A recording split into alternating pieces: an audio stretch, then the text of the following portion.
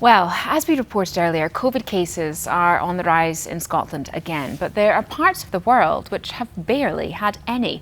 For some, this means normal life, but for others, their low levels of the virus is due to adherence to the same strict rules as the rest of us. The Nine's India Grant has more. There have been 3,961 positive cases confirmed.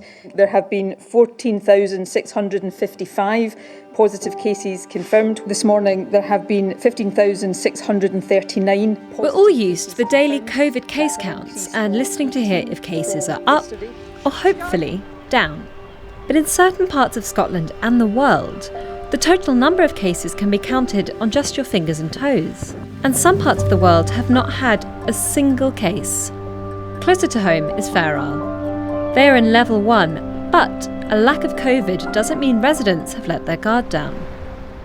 But we've been careful. People have been diligent about hand hygiene, about people coming and going. A really good step was, especially in the highest risk times in the summer, the air company basically wouldn't take people unless they were absolute essential travellers or islanders returning home, for example, if they'd been at university. So that really stopped it. And we've been paying attention to the rules. People haven't been socialising. We haven't been mixing. We've been as strict as you would need to be down south because we have quite a few people who would be in the really vulnerable category here. Britain is one of Europe's worst hit countries, but its overseas territories have fared somewhat better. Fewer than 30 cases have been recorded in the Falkland Islands.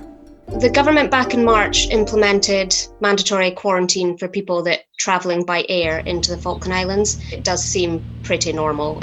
There are signs in some shops, spaced 2 metres apart, asking you to stand in places. There are screens up for most shopkeepers. But in general, day-to-day life on the surface would seem relatively normal. Thousands of miles away is Kauai Island in New Zealand, with a population of just 80 people. It isn't only COVID-free, life is as it was in January. Life is just completely normal, India. It feels surreal. We see what's happening elsewhere in the world, so we're reminded every day, but we almost shake our heads and think, gosh, what must that be like? Travel abroad is almost impossible right now, but hopefully in the new year, we'll all be moving towards some kind of normality. India Grant, BBC News.